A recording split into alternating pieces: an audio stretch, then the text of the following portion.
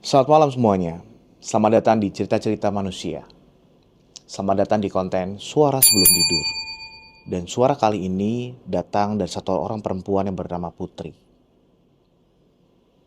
Kalau kalian berpikir saat ini sedang menghadapi satu masalah yang berat banget, kalian harus dengar cerita dari Putri kali ini.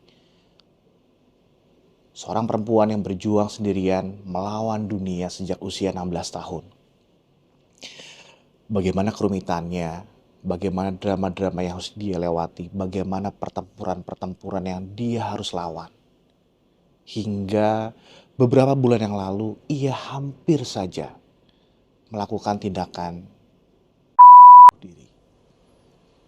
Pikiran-pikiran seperti apa yang ada dalam kepalanya, suara-suara apa yang sering keluar di kepalanya.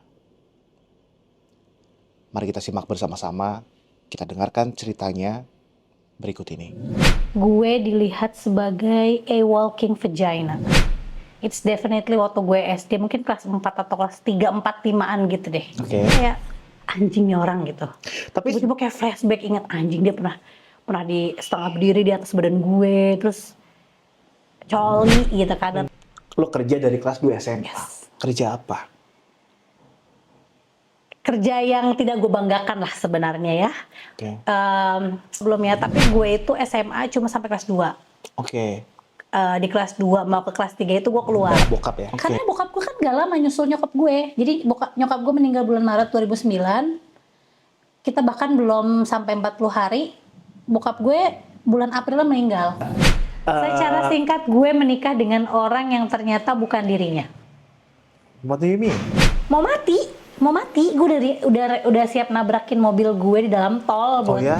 Gue lose kontrol, gue langsung kayak udah gue mati aja, udah mikir kayak gitu. Tapi dengan rekomendasi untuk melakukan perawatan di bangsal psikiatri di rumah sakit jiwa Klender.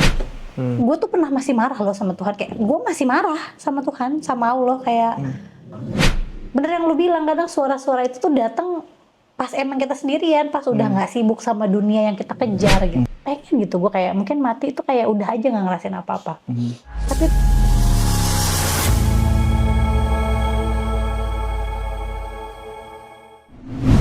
Alright, so Putri, thank you banget udah meluangkan waktunya untuk bisa kita ketemu dan ngobrol. Gue pengen ngobrolin tentang life journey and spiritual journey lo dari dulu sampai dengan hari ini. Kenapa gue tertarik banget pengen ngobrol sama lo? Karena cerita hidup lo ini dari dulu sampai dengan hari ini luar biasa banget, Put. oh, thank you. Tujuan. Kalau pikir seperti itu. Iya, karena tujuannya sebenarnya mudah-mudahan dari cerita lo ini bisa menginspirasi orang-orang di luar sana yang saat ini sedang menghadapi satu masalah yang berat banget. Nama konten gue ini adalah Suara Sebelum Tidur. Alasan kenapa gue memberi namanya adalah Suara Sebelum Tidur karena mungkin ini akan relate juga sama lo saat itu, saat lo menghadapi satu masalah yang berat banget. Pagi, siang, sore, malam, lo mungkin gak terlalu mikirin karena lo ke-distract sama banyaknya activity dan kegiatan lo di luar. Begitu lo sendirian, begitu lo ada di kamar, lo udah tiduran, kepala sudah nempel di bantal, gak tau kenapa permasalahan-permasalahan itu keluar, berputar, dan ngebuat malam-malam lo jadi semakin panjang. Gue pengen flashback dulu ke kalau lo bisa kembali ke masa lalu, ke masa mana lo akan kembali? Dan lo akan ketemu sama siapa? Ke masa mana gue akan kembali? Kayaknya gue mau balik ke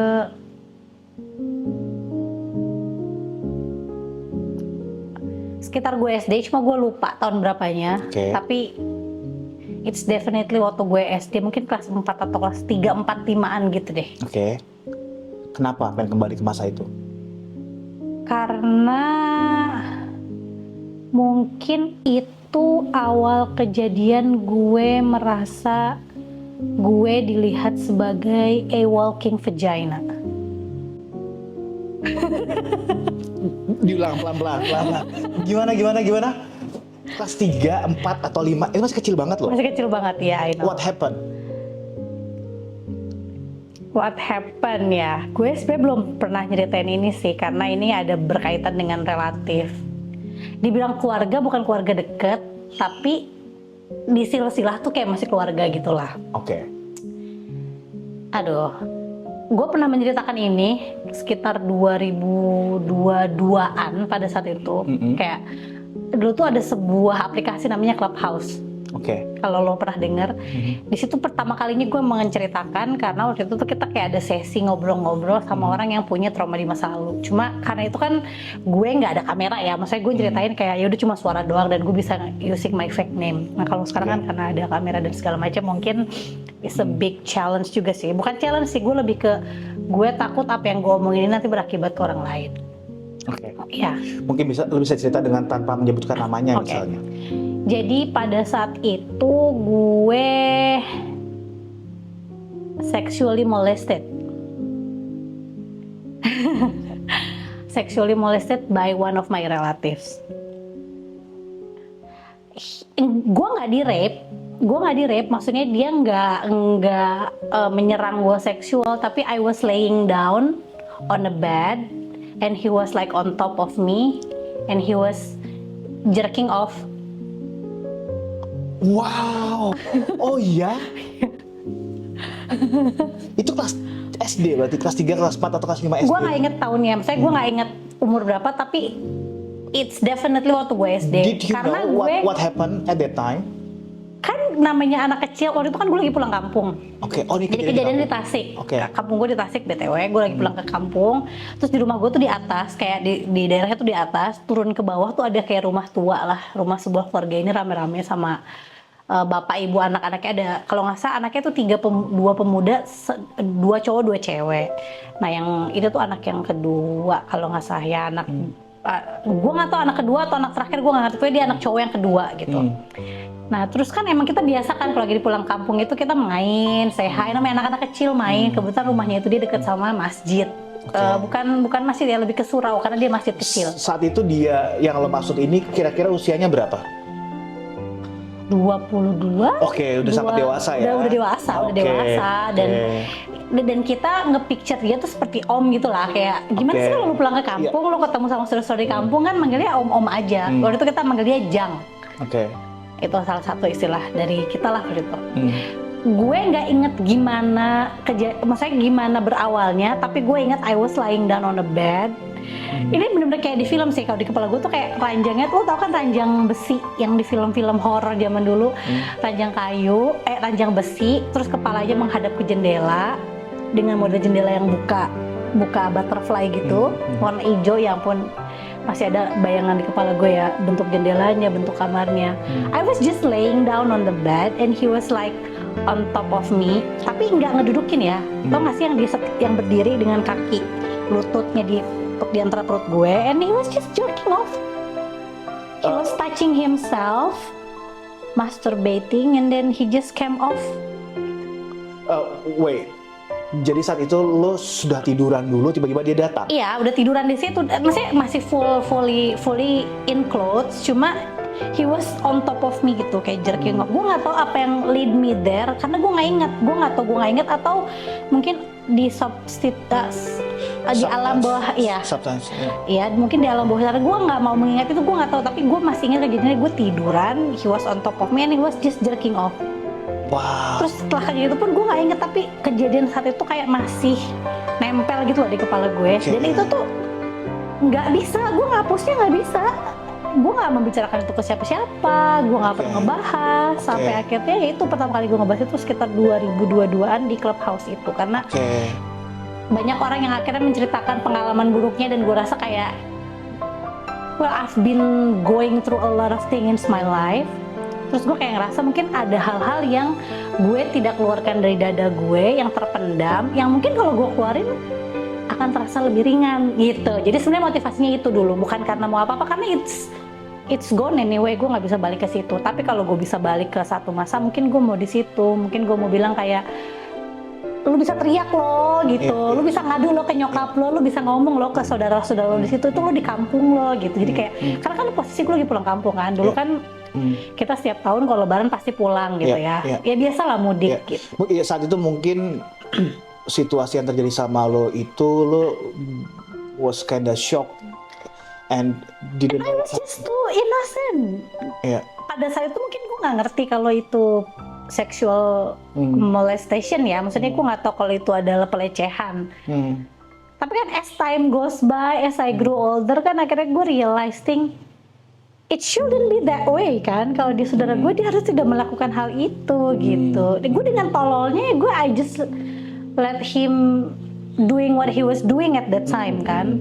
Okay. Cuma ternyata efek ke gue nya seperti bola salju. Mungkin setelah dewasa gue ngerasa kayak Ke it was flashback. okay, iya gitu. Kadang-kadang ketika gue nggak tahu ini berpengaruh apa enggak, tapi gue sering ngerasa kayak mungkin itu suatu hal yang normal dilakukan. Maksudnya normal dalam arti kata, apakah semua laki-laki yang datang ke kehidupan gue lantas tidak apa-apa melakukan itu gitu? Karena kan pada saat itu gue nggak bisa ngeberontak nih, gue nggak tahu gitu. Gue nggak. Saat itu rumahnya sepi ya, di kampung gue emang agak sepi ya.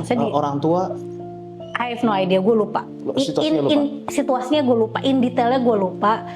Hanya that particular moment, position yang gue masih, I still even remember the detail. Apa sih namanya, lantainya, keramiknya, warnanya, jendelanya, bentuk hordengnya, gue masih inget. His face expression gitu. Kayaknya ini yang nge-trigger gue. Jadi di tahun itu gue pacaran lah ceritanya, gue punya pacar ya. SD kelas 3? Enggak. Di tahun 2020-21 itu gue punya pacar.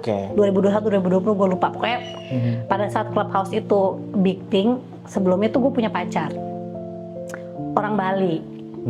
Gue pulang ke kampung sama orang Bali ini nih, karena gue mau berziarah lah ke makam nyokap gue. Karena kita udah tuh niatnya mau serius ceritanya, mau serius pacaran. Mau serius menuju yang lebih dari pacar lah ceritanya ya. Pas gue pulang kampung itu, pulang dari makam nyokap gue, karena udah mau maghrib, gue balik terus di dekat rumah nenek gue tuh ada kayak sebuah pos gitu loh, kayak posis kampling, tempat kayak pemuda-pemuda itu pada ngumpul. Sebelum gue menuju Jakarta, gue parkir dulu karena gue harus masuk rumah nenek gue. Jadi rumah nenek gue tuh dari depan jalan tuh kayak gak masuk gangnya, gak masuk mobil. Gue parkir, gue masuk, salaman sama om gue, terus gue mau pamitan bahwa gue mau ke Jakarta nih, gue udah selesai ziarahnya pas segala macem. Nah, pada saat posisi gue parkir itu, si orang ini nyamperin. Dia nyebrang, karena dia masih tinggal di kampung kan, dia masih tinggal di Tasik. Dia dari pos itu nyamperin ke mobil gue, dan posisinya kan gue di mobil di kursi penumpang kan, karena pacar gue saat itu dia lagi nyetir. Maksudnya di posisi supir. Dia nyamperin gue, terus kayak, "Put, rek balik, bade uih ayeuna," gitu. Maksudnya, "Put mau pulang sekarang ke Jakarta." Itu tuh gue kayak diem gitu loh, kayak nge-freeze gitu. Nge-freeze. Dan efek, gue nggak teriak, gue nggak marah, gue nggak apa, gue cuma bisa bilang kayak, "Iya, Jang," gitu. "Iya, uih heula. Aku kenapa nggak lama?" Dia bilang gitu kan. "Kenapa nggak nginep dulu apa segala macam?" Terus gue kayak, "Enggak, emang mau pulang aja. Soalnya kan besok masih kerja." Padahal gue bohong. Saya kan besoknya nggak kerja. Pada saat itu kan karena lagi COVID kan. Saya belum ada yang kerja gitu loh. Kerja masih WFH. Cuma gue menghindari obrolan lebih panjang. Sebelumnya sebenarnya gue sering ketemu sama dia tiap tahun kalau pulang kampung. Iya. Tapi gue nggak tahu kenapa in that particular moment it's a slap on my face gitu loh. Kayak tiba-tiba kok anjing nih orang ada di sini gitu, di samping jendela gue, kayak tiba-tiba mukanya dia ngomong di sini jendela, ini muka gue gitu. Jadi gue like in shock gitu. Setelah kejadian yang pertama itu, kemudian di tahun-tahun berikutnya kan lo pulang kampung ya. Pada saat ketemu, apakah dia pernah ada usaha untuk mengulangnya lagi? Enggak, not that I remember. That's the only one time. Wow. Saat itu, dan lo juga lupa ya? Tahun exactly-nya berapa? Bukan. Saat itu bokap nyokap lo ada di mana saat itu? Bokap gue nggak ada, karena kan bokap nyokap gue pisah dari zaman gue kecil, dan itu kampungnya nyokap gue kalau di Tasik kan. Nyokap gue ada mungkin di rumah, karena kan emang anak-anak tuh kalau udah di kampung biasa ya main kemana-mana, kadang ke sawah, kadang ke empang, kadang kemana gitu kan. Gue kan anak bolang, ya saya anak kampung banget lah gitu. Dan rumahnya dia tuh emang like next to the surau gitu loh, kayak next to the mosque. Nah, zaman dari kampung gue itu kan memang kalau tiap mau buka puasa atau misalnya habis sahur itu kan anak-anak pasti ngumpulnya di masjid. Mungkin itu sometimes in between sore asar mau ke maghrib kali ya. Jadi mungkin tujuan gue saat itu mau ke masjid atau mau ngapain, tapi gue mampir karena rumahnya tuh benar-benar nempel sama surau gitu loh. Oke. Dan itu semua ke-trigger di tahun 2021 itu pas Itu lu balik ya pas ke sana. gue pulang kampung itu, gue akhirnya bisa menceritakan itu karena gue juga nggak tahu apa yang memantik gue. Cuma sejak itu gue nggak mau pulang ke kampung gue lagi. Sejak kejadian yang dia tiba-tiba nongol di jendela mobil gue, kayak badai uyah ayeuna gitu. Gue nggak tahu kenapa itu jadi kayak Oke. apa gue lagi guard off, maksudnya lagi wall gue lagi turun atau apa. Cuma itu kayak anjingnya orang gitu. Tapi Tiba-tiba kayak flashback, ingat anjing dia pernah di setengah berdiri di atas badan gue, terus coli gitu kan, tanda kutip gitu ya. Jadi gue kayak itu shock banget sih. itu kan 2021 ya. Sebelum 2021, kapan terakhir sebelum itu balik ke sana? Kapan terakhir balik ke sana? Terakhir gue pulang mungkin 2018, 19. Oke, 2 tahun 3 tahun sebelumnya, dan lu nggak ketemu sama si Jang ini? Karena nggak selalu ketemu memang. Maksudnya, Ya. maksudnya ya kadang cuma selisih jalan tapi nggak ngobrol, kadang cuma lihat dari jauh. Tapi dia kayak beda 5-6 rumah lah. Jadi rumah gue tuh posisinya di atas, Tapi rumah nggak nenek ngobrol gue. kan, Tapi nyapa. nggak ngobrol. Jadi baru malam itu gue kayak ketika gue mau balik, pada saat itu gue That's encounter the moment, dia gitu. yeah, Karena yeah. kan posisinya lagi ya dari antara maghrib mau ke isya, dia lagi di pos pos itu, di pos kamling lah ya. Kalau di kampung-kampung kan suka ada tuh kayak pos yang tempat benar-benar duduk, main gaple apa segala macam. Mungkin dia juga he's just being ini aja, gimana sih lu tahu ada orang baru datang dari Jakarta, kan biasanya gitu kalau di kampung kan ada yang baru datang dari Jakarta, say hi gitu. Dan Mungkin dia juga nggak inget pernah lakukan itu ke gue nggak tahu juga motivasinya dia, atau mungkin dia berpikir gue udah lupa, dan gue juga nggak tahu kenapa at that particular moment itu kayak nge-trigger gue gitu. Akhirnya gue balik terus kayak gue uring-uringan, gue kayak bukan uring-uringan sih, kayak kok gue bisa inget itu, kok itu jadi kayak ke-trigger iya, banget ya? jadi ngembaliin semua bayangan gue, semua memori gue tuh kayak langsung balik lagi ke malam itu gitu. Oh ya. Ke hari itu, bukan ke malam itu ya, Wow. karena it was in a daylight kejadiannya, bukan malam-malam. Oke. Wow. I'm sorry to hear that, Putri. But it happened. Dan setelah dari situ yang membuat lo sampai dengan hari ini agak berpikir 2 kali untuk pulang ke Tasik ya? Iya, karena sebenarnya pulang ke Tasiknya gue nggak takut, tapi papasan sama orang ininya yang gue males. Karena gue mau, maksudnya setelah sekian puluh tahun, apa yang gue mau konfront apa? Apa yang bisa gue lakukan gitu? Kecuali kalau gue memutuskan untuk menyatakan itu 3 tahun kemudian, atau misalnya pas gue SMP gue ngomong ke nyokap gue misalnya pas ada, kan masih ada yang bisa dilakukan gitu. Apakah dia kena hukuman sanksi sosial atau apa? Tapi kalau udah setelah berpuluh tahun lewat kan, apa yang gue mau melakukan apa yang maksudnya closure apa yang bisa gue dapetin gitu. Oke. Sehingga itu gue hindarin banget. Lo itu berapa bersaudara ya, Put? Yang kandung 1 ibu 1 bapak 2 bersaudara, adik gue cewek 1. Belum ada yang bilang gimana? Yang kandung 1 Ah. bapak 1 ibu 2. Gue sama adik gue aja cewek. Tapi bokap gue ada beberapa istri lainnya. Oke.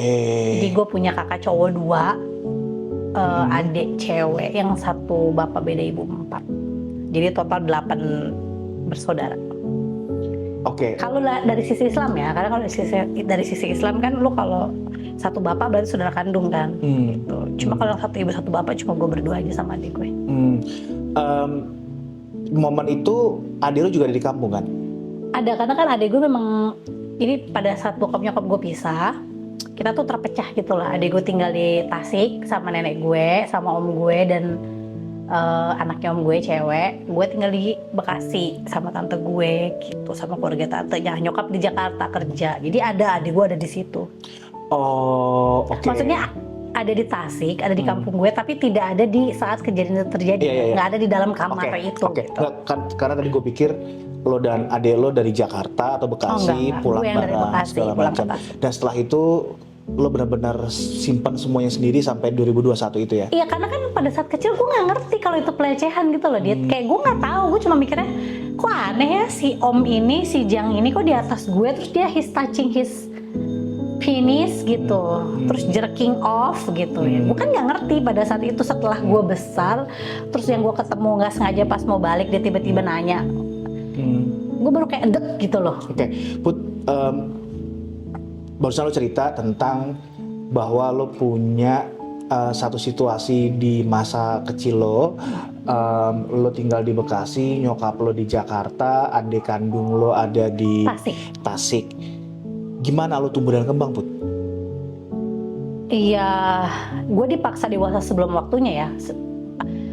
With all my respect sama keluarga tante gue, almarhum suaminya, sama anak-anaknya gitu ya. I was treated well, maksudnya gue diperlakukan dengan baik. Ya, tante gue ngejaga gue ketemu nyokap seminggu sekali, kadang 2 minggu sekali, kadang sebulan sekali, tergantung nyokap kapan datangnya ke Bekasi. Cuma kan tetap ya namanya lo tinggal sama orang tua, ya beda lah pasti. Kayak misalnya gue nggak bisa kalau gue punya PR, gue nggak ngerti, terus gue nanya ke nyokap misalnya, gue I have to do all my shit by my own gitu. Ada waktu-waktu dimana ketika gue waktunya ngambil raport, nyokap gue nggak bisa dateng, ya kan mungkin karena dia kerja atau apa, jadi gue harus ngambil sendiri. Ada waktu dimana yang gue diledekin sama teman-teman SD gue kayak anak haram karena nggak pernah datang ngambil raport sama orang tuanya. Wah, gitu, udah nggak punya bapak gitu. Jadi udah kayak udah makanan gue dari kecil gitu ya. Cuma ya udah sakirap aja. Tapi salah satu yang bikin, gak tau ya, gue ngerasa kayak yang bikin gue punya survive mode itu salah satunya adalah tinggal tidak dengan orang tua gue. Oh, karena lo belajar untuk bagaimana bersikap, memiliki attitude karena lo tinggal sama orang lain. Kurang lebih macam. Kayak gitu, karena pada saat itu kan tante gue tuh posisinya ibu rumah tangga ya, she cook for her husband gitu. Jadi kayak dan tante gue tuh anaknya cowok tiga-tiganya. Jadi ketika tante gue melakukan kegiatan di dapur, yang lebih sering ikut kebantuin gue, sebagai kan gue ponakan cewek, karena kan anaknya cowok-cowok gitu ya.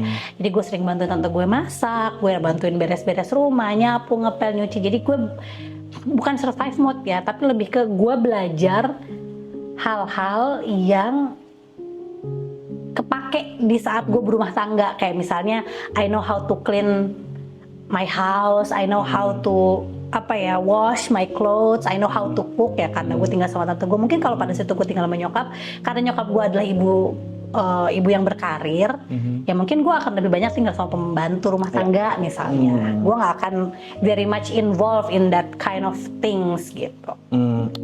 Itu positifnya sih yang gue tangkap. Cuma negatifnya memang ya itu aja sih, kecilnya gue diledekin, gak punya bapak, misalnya anak haram, gak punya ibu, gak pernah ngambil rapot sama orang tuanya, ya itu udah kenyang banget diledekin, dibully sekarang. Tadi lo cerita lo nyekar tahun 2021 sama si pacar lo saat Lupa itu. Gue 2020 kayaknya, 2020 ya antara pokoknya at that time COVID just happened. Ya, 2020-2021 sekitar. Ke makam ibu.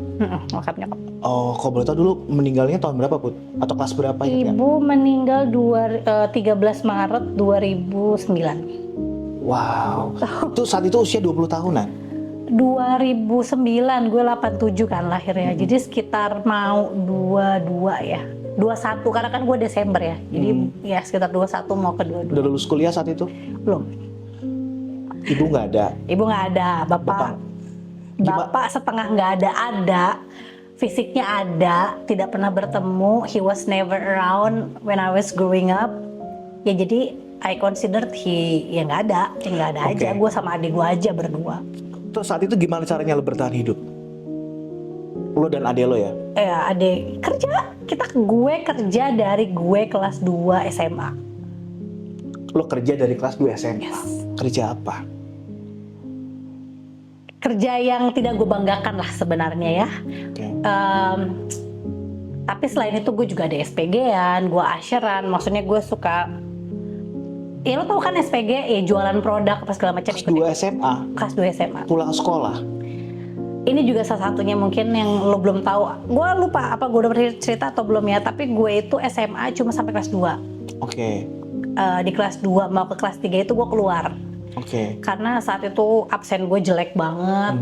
Intinya academically gue bandel lah pada saat itu. Gue sering bolos, nggak pernah masuk. Gue nggak suka karena gue minder again ya. Gue sekolah di Jakarta Selatan yang anak-anak orang kaya gitu. Sementara gue kayak bokap gue nggak ada, nyokap gue juga bukan yang berasal dari keluarga, ya bukan, kami tidak kekurangan, tapi ya bukan yang berlebihan juga gitu ya. Makan sih makan sehari 3 kali, tapi untuk mengikuti standar hidupnya anak-anak Jakarta Selatan pada saat itu ya nggak ada lah gue gitu. Jadi gue ada keminderan juga, mungkin ada ya dasarnya malas juga. Jadi gue kelas 2 itu gue keluar. Saat itu lo kan ditinggal sama ibu saat lo di usia masih sangat muda ya. 21 ataupun 22 saat itu lo masih masa-masa kuliah? Masih kuliah, semester 5-6 gitu lah. Oke, dan lo pada saat kuliah itu lo membiayai diri lo sendiri ya? Iya, pasti. Oke. Siapa yang mau biayain gue? Oke, dengan waktu itu kerjanya SPG-an, aseran, dan satu pekerjaan yang tidak mau sebutkan itu ya? Oke, itu kejadiannya kan di tahun 2009. Nyokap gue meninggal 2009 Maret. Terus lanjut di pekerjaan tidak mau sebutkan itu sampai akhirnya tadi lo bercerita lo menikah, kemudian hamil, melahirkan di tahun 2010, bulan Juli. Dan lo berpisah di tahun 2015. 2015 legalnya ya, tapi kita Legal. udah pisah dari 2014 September. Oke. Dan setelah itu lo kembali lagi ke pekerjaan itu. Even before gue pisah pun gue harus balik kerja di klub. Gue harus balik kerja di klub karena Di daerah Lapangan Banteng, Jakarta Pusat ya, Lapangan Banteng ya. Gitu karena gue nggak mau bilang gue nggak punya pilihan lain ya, karena kesannya kalau gue bilang gue nggak punya pilihan lain, gue bohong. Gue punya pilihan lain, yang lain, tapi at that time that's the only option yang bisa mengcover kebutuhan gue, gitu ya. Jadi siangnya gue kerja sebagai anak agensi, gue kerja buat sebuah agensi yang pada saat itu klien kita adalah salah satu bank BUMN yang cukup besar di Indonesia, yang paling besar bahkan. Ya malamnya dari jam 6 sore sampai jam 2 malam gue harus kerja di klub ini. Kerja sampai jam 1 sebenarnya, tapi biasanya gue nyampe rumah sekitar jam 2 malam. Jadi lo pulang kerja kurang lebih jam 5, setelah itu langsung berangkat Langsung naik ojek gue biasanya ke Lapangan Banteng. Ya. Dan lo baru Sebuah klub di Lapangan Banteng ya, bukan di Lapangan Banteng. Oh iya. Oke. Agak Zaman itu lucu kan ya. Joki 3 in 1 ya. Gitu. Oke. Di sebuah klub di Lapangan Banteng. daerah Lapangan Banteng, ya cuma ada 1-2 sih di situ sih memang klubnya ya. Anak klub ya, tahu. Enggak, kata buku yang pernah gue baca gitu. Cuma ada 1 atau 2 klub di situ ya kebetulan. Salah satu klub yang cukup besar. Oke. Ya kalau ngomongin klub yang cukup besar berarti cuma 1. Dipersempit ya. Dipersempit ya. Oke. Dan saat itu lo bekerja sampai jam 1, lo baru bisa pulang jam 2. Yes. Perjalanan pulang mungkin sekitar setengah jam. Lo bersih-bersih. Gue tinggal di Tebet ya, di Pancoran, Rasa Mala. Jadi sekitar ya kalau malam 45 menit, 30-45 menit. Dan lo sampai rumah mungkin bersih-bersih dulu, lala-lili, baru tidur sekitar jam 3 atau setengah 4 pagi. Jam 3 sih biasanya. Oke, tidur sekitar jam 3 setengah 4 pagi, tidur sebentar, pagi bangun kerja lagi. Iya, gue biasanya bangun kayak jam 6, setengah 7 bangun. Karena kan gue tinggal di Pancoran, kantor gue yang agensi itu kan waktu itu di seberang balai apa namanya? Bukan Balai Sudirman. Balai Sudirman. Iya, jadi kan deket banget. Kayak cuma 10 menit, 15 menit gitu. Gue naik metro mini, kadang saat itu kayak belum ada Gojek ya, atau baru-baru ada Gojek, gue lupa. Atau kadang gue naik motor, jadi deket banget sebenarnya. Jadi gue kayak bangun jam setengah 7. Tersiksa sih ya, tapi gue harus menghidupi itu. Kalau nggak gue nggak makan, anak gue 2 kan. Saat itu tinggalnya masih bareng sama dia lo? Masih bareng sama adik gue. Oke, jadi Kita baru pisah itu sekitar 2018-19an gitu baru. lo hidup benar-benar sendiri ya, dimana walaupun lo ada bokap tapi seperti tidak ada bokap ya. Karena bokap gue kan gak lama nyusul nyokap gue. Jadi nyokap gue meninggal bulan Maret 2009. Kita bahkan belum sampai 40 hari. Bokap gue bulan April meninggal. Oh gitu. Jadi selain memang dia tidak pernah ada di kehidupan kita, even ketika sebelum dia meninggal pun kita nggak sempat make things up gitu loh. Kita nggak sempat ada closure, duduk bareng, nggak pernah, karena emang dia juga sakit, kemudian nggak lama meninggal. Jadi emang gue cuma punya anak-anak gue saat itu, dan gue cuma punya adik gue doang gitu. Oke. Sebenarnya kalau dibilang sebatang kara, Iya, adik gue juga sebatang kara banget, karena kan kalau gue mungkin ada anak ya, adik gue tuh nggak ada, adik gue cuma punya gue doang gitu ya. Jadi mau nggak mau kita ya harus hidup bersama gitu. Oke. Nggak ada opsi lain, mau gimana kalau hidup sendiri duitnya nggak cukup gitu buat ngontrak rumah, buat apa segala macam. Jadi gue juga lumayan ketergantungan dengan kehadiran dia, karena kan secara financially ya pasti berkontribusi juga dong untuk itu ikutan patungan apa segala macam. Pun dia gitu, mungkin dia juga pada saat itu secara tidak langsung kalau dia ngekos sendiri mungkin dia nggak ada uang, dia mau nggak mau ya tinggal bareng gitu. Jadi sebenarnya keadaan yang memaksa kita untuk baik-baik aja, walaupun sebenarnya pasti ada fase-fase yang kita nggak baik-baik aja gitu. Ya selayaknya kita adik kakak gimana, apalagi cewek sama cewek kan sama-sama period misalnya kan, ya pasti ada lah. Seru banget itu pasti ya. Ketegangan-ketegangan ada lah ya, pastilah jambak-jambakannya juga ada lah ya. Oh ya pasti sih. Ya pernah ada lah di masa yang kita berantem adu bacot terus ya gimana sih cewek sama cewek gitu ya. Tapi abis itu baik lagi. Baik lagi ya. Baik lagi. Saat itu lo berpisah dengan si mantan suami lo itu, dia tetap support tapi kan? Secara kehadiran mungkin buat secara kehadiran ya. Terlepas dari hubungan rumah tangga kita yang tidak berhasil, as a father he is a very good one. Maksudnya despite our marriage itu nggak berhasil, maksudnya secara suami istri kita nggak berhasil lah ya, kita sama-sama masih muda. Tapi memang kalau untuk bapak, dia bapak yang baik, dia selalu ada buat anak-anak gitu ya. Maksudnya secara financially dia tidak bisa bertanggung jawab secara penuh karena pekerjaannya juga belum bagus, tapi orang tuanya bertanggung jawab, step up lah untuk tanggung jawab financial itu ya. Maksudnya mantan mertua gue bahkan tidak bisa memanggil beliau mantan ya, karena mertua gue ini yang cewek ini very much masih seperti mertua gue gitu, walaupun kita udah berpisah gitu, masih baik. Cuma memang ya pada saat itu mantan suami gue masih muda, kemudian dia ada drugs involved, he was cheating on me dari 2012 ternyata gitu ya. Cuma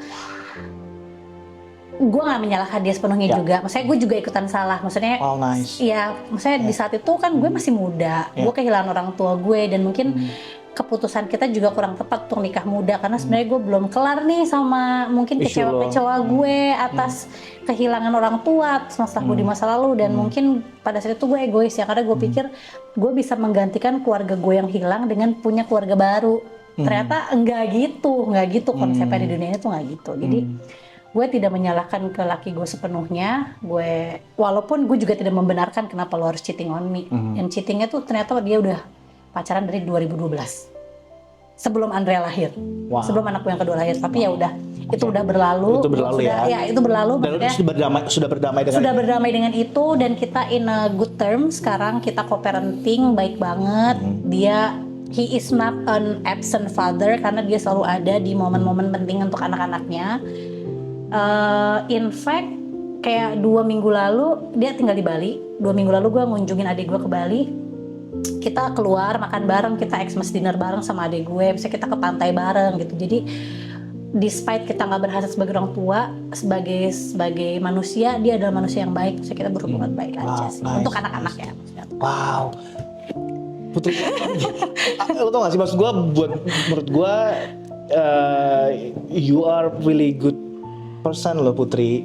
Maksud gue, mantan gue juga karena I know.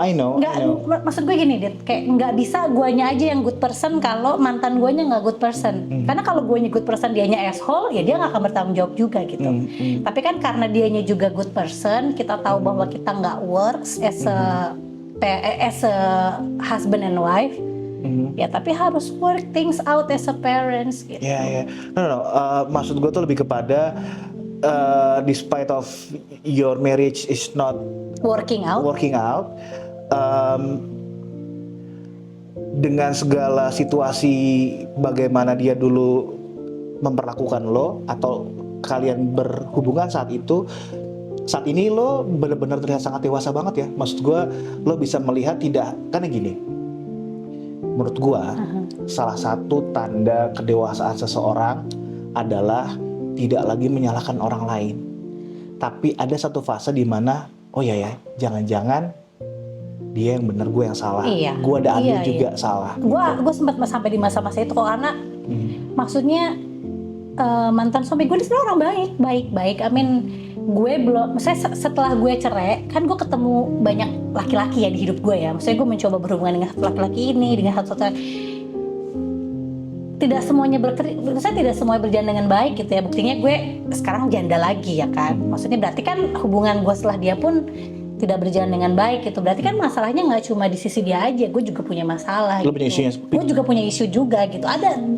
There must be something wrong with me. Kenapa hubungan gue setelahnya juga nggak berhasil gitu. Jadi gue nggak bisa selfish menyalahkan dia sepenuhnya gitu, karena gue muda banget loh. Gue masih 21, dia masih mau 22. Sementara pada saat itu posisi dia baru pulang dari Amerika. Maksudnya dia sekolah di Amerika, dia lahir di Amerika, sekolah di Indonesia sebentar, terus balik ke Amerika buat sekolah. Terus dia harusnya lagi summer break, dia pulang ke Indonesia cuma buat summer break aja, harusnya dia balik lagi ke Amerika. Tapi karena ketemu gue, kecantol dia nggak mau pulang gitu. Lakunya lah kita band sama Andrea gitu ya. Gue juga nggak bisa menyalahkan dia sepenuhnya gitu, karena gue juga sama punya andil kita. Karena kan jadi suami atau istri atau ibu atau bapak itu kan nggak ada bukunya ya, Dit, S tuh. How to be the best husband or how to be the best wife kan nggak ada bukunya. Itu kan learning by doing gitu. Dan gue juga ngerasa kayak pada saat awal gue rumah tangga kan gue nggak ada orang tua nih, nggak ada nih yang nuntun gue nih, nggak ada nyokap yang ngajarin kalau istri tuh ngomongnya nggak boleh tinggi misalnya, kalau istri harus cuma sebelah doang gitu loh. Gue cuma dapat wejangan dari mertua gue pada saat itu. Saya dia tuh gue nggak akan, kayaknya gue boleh sombong ya soal mertua gue ya, karena I have the best mother-in-law. Dia provide gue dengan make up yang bagus, dia selalu bilang kayak, ya Putri dandan gitu. Saya gue ngerasa kayak dia support gue in all way possible gitu. Jadi kayak financially dia ngebantu, secara figur parents juga dia ada gitu ya. Tapi dia juga nggak get too much involved in our marriage gitu. Jadi saya, makanya gue bilang kayaknya gue nggak bisa manggil dia sebagai mantan mertua, karena sampai sekarang kita hubungannya juga baik. Surprisingly hubungan gue sama mantan suami gue itu yang baik justru sama mantan suami gue yang pertama. Lo tau kan gue udah nikah 2 kali. Sebelum sampai sana, gini, orang bisa berubah ketika menyadari ada sesuatu yang salah sama dia, ada sesuatu yang nggak bener dari dia, kemudian dia bisa berubah karena dia tahu ada sesuatu yang salah sama dia. Itu bagus banget loh. Banyak orang di luar sana nggak sadar itu. Dia nggak sadar bahwa apa yang dia lakukan itu sebenarnya salah, dan dia permisif aja. Oh, gue orangnya emang begini ya. Orang harus terima gue apa adanya, whatever it is ya. Tapi maksud gue ini satu step yang bagus banget di lo ya. Yang lo menyadari ada yang salah means that you have growth. Personality-nya bagus banget, bahwa lu pengen lebih baik, berkembang segala macem, gitu kan.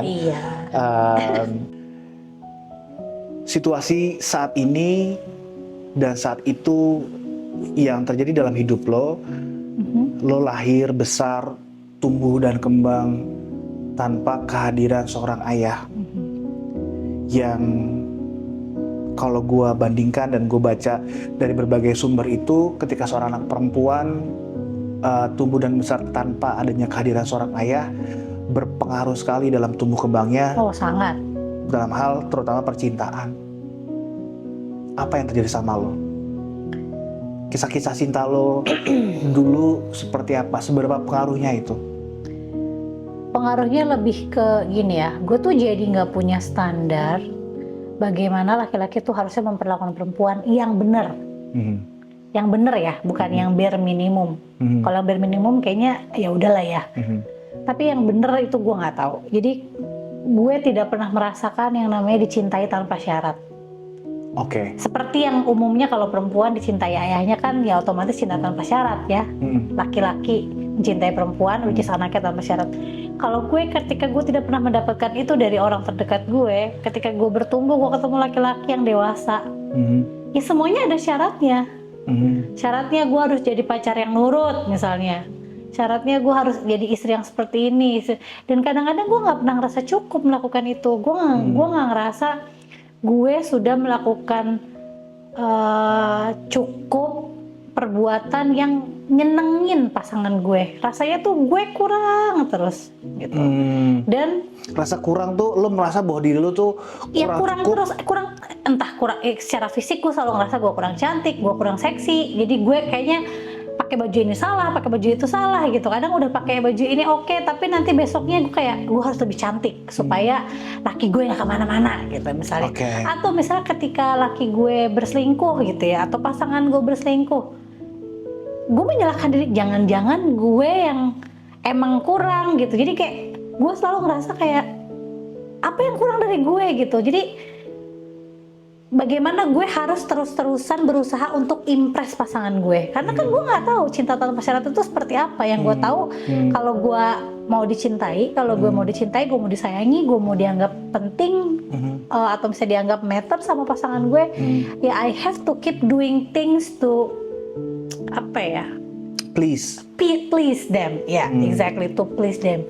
Which is kan harusnya yang namanya cinta yang bener kan nggak kayak gitu ya. Maksudnya hubungan orang dewasa yang bener itu kan memang kadang ada pasangannya lagi down, ada upnya. Nah gue tidak melewati, belum mendapatkan hal itu. Dan efek yang gue rasain juga ya, tanpa adanya, gue nggak tahu ini perasaan gue aja atau memang seperti ini terjadinya, tapi gue ngerasa kayak setiap kali gue berhubungan, gue ngerasa pasangan gue itu look down on me simply because I have no one to back me up. Karena kayak kalau pasangan gue mau senak-enaknya pun sama gue, nggak ada bokap yang belain gue gitu loh. Nggak ada orang yang stand up buat gue. Jadi kayak I'm on my own, I'm on my fucking own gitu. Jadi whether lu salah apa enggak pun, ya dia nggak ada takutnya. Karena cuma it's between him and me gitu. Nggak ada kayak kalau misalnya lo masih punya orang tua gitu ya, kalau perempuan yang masih punya bapak khususnya ya, ya kalau anaknya disemena-menain sama pasangannya, sama suami atau sama pacarnya, ya pasti bapaknya stand up dong. Nah gue nggak punya sosok itu. Even dari awal gue pacaran pun orang taunya ya gue nggak punya bapak gitu. Pasangan gue taunya gue nggak punya bapak, dan gue nggak tahu seperti apa sih harusnya pasangan yang benar tuh harus gimana. The way he treat me, the way he talk to me, tuh gue nggak pernah punya itu gitu. Pikiran soal nggak ada yang akan nge-backup lo itu dari kapan? Pacaran di usia keberapa? Yang lo bisa bilang dia bisa bebas semena-mena sama gue karena nggak ada, there's no one back me up. Mungkin kalau di saat remaja dewasa, dalam arti kata dari kuliah sampai sebelum pernikahan gue, bukan nggak berasa ya, tapi mungkin blurred line ya, karena kan ya namanya percikan-percikan anak muda kan kadang terlalu berapi-api, jadi gue masih belum blurred lines lah, gue masih belum bisa ngeliat itu. Tapi memang yang sangat berasa di gue itu adalah setelah perceraian gue yang pertama ya. Maksudnya somehow gue selalu bump into another man yang ketika gue dibawa ke rumahnya, misalnya orang tuanya nanya apa, dia nggak, ya dia bukan yang sepenuhnya kayak ngebela gue di. Iya karena gue kebayang. Iya ngerti kan, kayak misalnya ditanya orang tuanya, misalkan biasa ya itu percakapan yang akan timbul lah ketika lo diperkenalkan ke keluarga calon pasangan lo yang serius misalnya. Ya gue nggak punya bapak lah kasarnya, gue orang tua gue udah nggak ada gitu ya, khususnya kalau perempuan kan khususnya bapak yang paling berpengaruh ya gitu. Terus yang paling berasa lagi memang pada saat pernikahan gue yang kedua itu yang gagal, karena gue janda, anak dua kasarnya ya, yang mungkin di Indonesia kan stigma tentang janda tuh masih gimana ya, kalau dengar janda sama dengar duda kan kayaknya konotasinya beda ya, padahal kan dua-duanya adalah orang yang mengalami kegagalan pernikahan, apapun alasannya, mau cheating kayak, mau emang gak cocok ekonomi atau apa, tapi kan dua-duanya gagal nih. Tapi somehow stigma orang terhadap janda itu kan lebih negatif daripada stigma orang terhadap duda gitu ya. Jadi ketika gue ingin lompat lagi nih ke pernikahan yang kedua dan lalu di tengah-tengah gagal, itu gue berasa banget mantan laki gue yang kedua tuh semena-mena sama gue, karena nggak ada yang back me up, karena dia tahu kayak no one gonna stand up for you gitu. Ya gue mau ngapain lu terserah gue, nggak ada yang nggak akan ngebelain, nggak akan ada yang datengin gue untuk kasarnya untuk memarahi atau mengingatkan. Jadi emang apa yang terjadi sama pernikahan yang kedua? Wah itu it's a whole another story. Yakin nih udah ngerti? Secara singkat. Secara singkat, gue menikah dengan orang yang ternyata bukan dirinya. What do you mean? Jadi gue nikah sama orang yang mengaku dirinya itu adalah single. Oke. Ternyata dia tidak single, ternyata dia memiliki istri dan memiliki anak di kota lain. Oke. Even dia memperkenalkan dirinya sebagai, katakanlah namanya Budi gitu ya. Ternyata namanya bukan Budi, ternyata namanya Herman gitu. KTP-nya? KTP-nya dia ternyata bikin fake ID. Oh, Dia punya. karena pas pernikahan juga harus mendaftarkan KTP kan? Yes, betul. KTP-nya fake? KTP-nya statusnya yang pertama ketika gue kenalan sama dia, katakanlah namanya Budi dengan status tidak menikah, belum menikah gitu ya. Kemudian setelah berjalannya waktu, akhirnya kita nikah. Karena kan kita nikah in Islamic way ya, maksudnya akad nikah di bawah tangan dulu. Tapi pas mau didaftarin ya ternyata dia masih punya istri gitu. Oke. Walaupun sebenarnya memang Ini kejadiannya kapan sih? beberapa kejadiannya 2000, gue nikah sama orang ini 2022 gitu. Pas pandemi ya? Pas pandemi kebetulan. Oke. Dan itu adalah gue kenalnya di Clubhouse yang gue tadi cerita. Oke. Awal-awalnya gue join Clubhouse, karena itu kan sebenarnya tempat orang ngobrol. Yang gue bilang pertama kali gue menceritakan bagaimana gue mengalami sex molested when I was really young. Gitu. Dan gue kenal ini orang dari tempat ini. And ya udah gitu, dan ternyata dia suami orang yang ternyata udah punya anak. Dan setelah ketahuan, and then gue menemukan KTP aslinya, ternyata itu pun bukan KTP aslinya juga. Ternyata dia punya another ID. Ternyata dia punya nama ketiga, which is itu nama aslinya. Katakanlah namanya itu adalah Heru, ternyata nama aslinya. Dan si Heru ini ternyata adalah seorang mantan narapidana.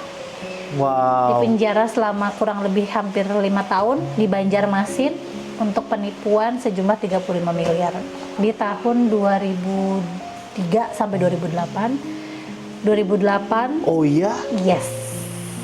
2008 ini dia masuk ke Bandung, pindah ke Bandung, mengganti namanya, kemudian menikah dengan orang ini, dengan istrinya itu, dia punya anak 2. Di 2021 dia di Jakarta kenal sama gue dengan identitas dan nama lain, mengaku bujangan, nikah sama gue. Pas kita mau legalize, ya semuanya kebongkar kan. Dan gak cuma itu aja sih sebenarnya yang bikin gue shock banget, itu adalah ternyata he's running Ponzi scheme, like behind my back ya. Oke. Jadi dia mengaku-ngaku ke orang-orang yang berinvestasi kepada dia bahwa dia mengerjakan proyek-proyek yang dilakukan untuk kantor gue. Sementara itu tidak pernah ada sebenarnya. Maksudnya ya emang nggak ada, emang nggak boleh kan. Maksudnya dia he was never a vendor for my employer. I mean, ya udah, jadi kayak emang he was just use me aja. Dan itu benar-benar kayak. Jadi skemanya adalah dia bilang sama orang-orang kalau dia punya PO nilainya sekian dari kantor ini, karena itu bini gue di situ gitu, kurang lebih seperti itu, dan butuh tambahan modal segala macam dengan cashback sekian persen. Yes, betul. Dan menjanjikan investasi bodong dengan nilai pengembalian bunga yang fantastis. Ya orang-orang percaya dong gitu kan. Dan gue nggak menyadari itu selama, karena tadi Edit ya yang gue bilang kan, gue tuh kan nggak pernah punya figur bapak ya. Jadi kan gue nggak tahu nih standarnya laki-laki harus ke perempuan tuh gimana.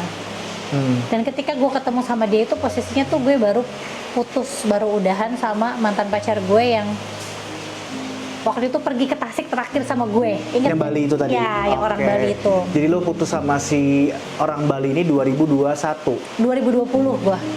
Bentar, ya sekitar 2020-2021 awal ya. Gue lupa.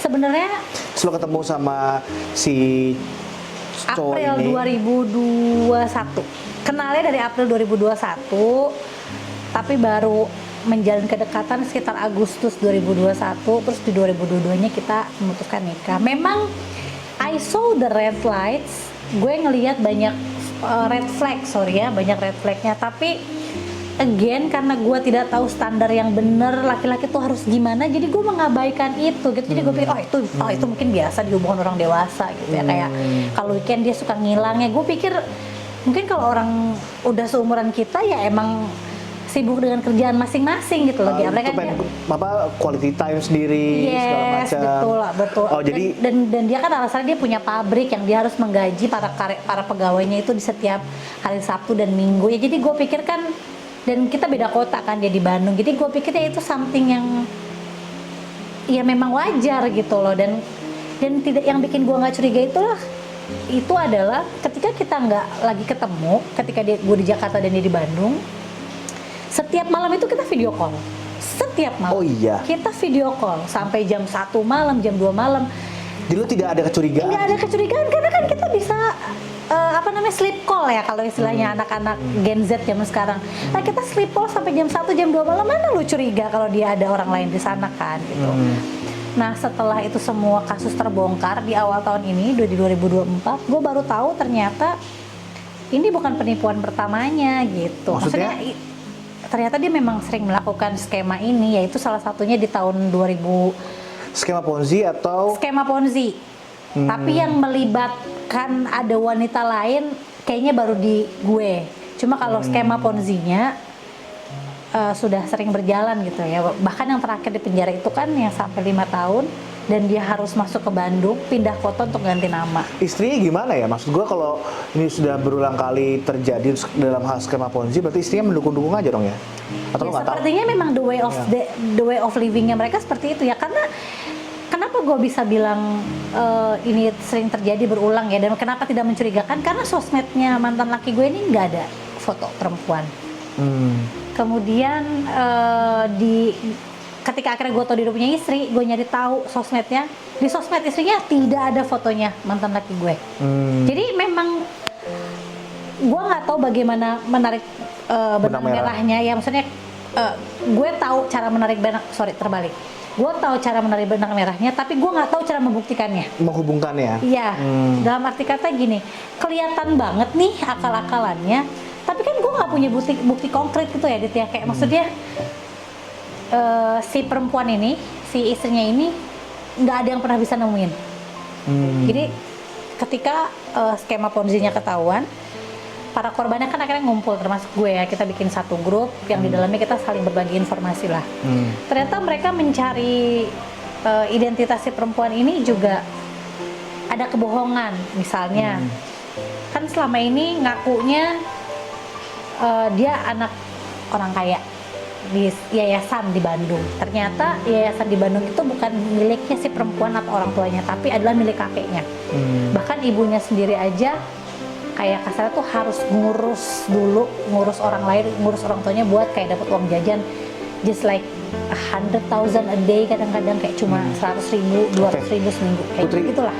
Oke, gue nggak mau ngebahas panjang soal dia dan keluarganya. Gue pengen ngebahas soal elunya. Ya. When you find out, ya abis lah gue, Dit.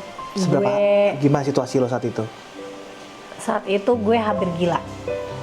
Definisi hampir kayak gimana ya gue jelasin ya, gini ya. Ketika gue gagal pernikahan yang pertama, itu kan momok yang sangat besar ya buat gue ya. Maksudnya itu nggak ada orang pengen gagal kan?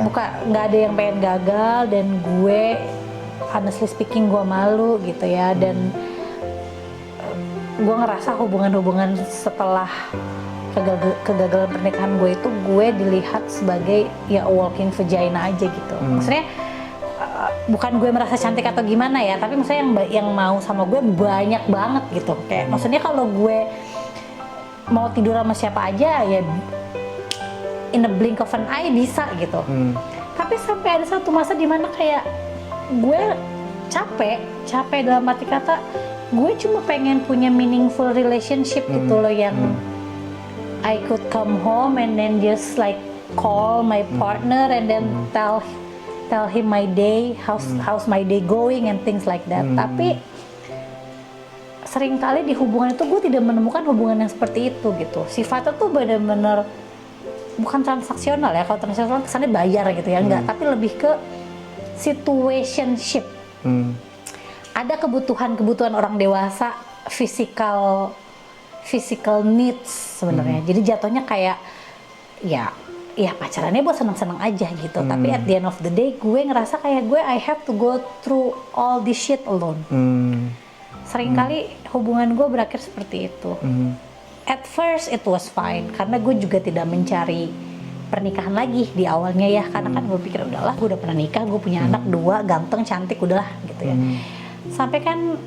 Sampai akhirnya kan gue ada capeknya juga ya, kayak maksudnya kok gue hidupnya gini-gini aja, pacaran setahun 2 tahun putus, mengulang siklus yang sama gitu. Sampai akhirnya gue coba berdoa sama Tuhan, Tuhan kasih gue jodoh sesuai dengan yang gue butuhkan. Karena selama ini selalu gue mencari laki-laki itu apa yang lo pengen, yang gue pengen, gitu ya. Kebetulan memang gue itu suka banget sama cowok pinter kan, gitu. Kayak menurut gue cowok pinter tuh lebih ganteng daripada cowok ganteng gitu ya. Gue selalu suka cowok pinter gitu. Jadi memang kriteria gue untuk mencari pasangan itu adalah gue pengen gue bisa nanya sesuatu sama dia gitu ya. Dan ketika gue ketemu sama mantan suami gue yang terakhir, he was not my type at all, like at all. Nggak, jadi gue nggak ada naksir lah sama dia di awal. Tapi gue berdoa sama Tuhan ya, gue bilang kayak gue pengen menemukan pasangan hidup yang sesuai sama apa yang gue butuhkan. Jadi saat itu lo agak mix up ya? Agak mix up feeling nih. Sebenarnya gue I wasn't in love gitu ya. Tapi gue kayak I was tired going around circle doing the same thing, felt at the same kind of situation gitu kan. Jadi gue kayak ya udahlah gitu. And at the time you think that this person gonna be what you need.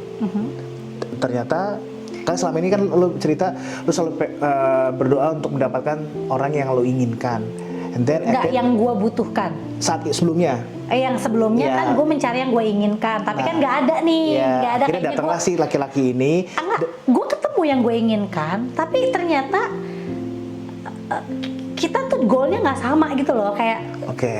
Visi misi ke depannya. Iya, panjangnya tuh nggak ada lah gitu kasarnya.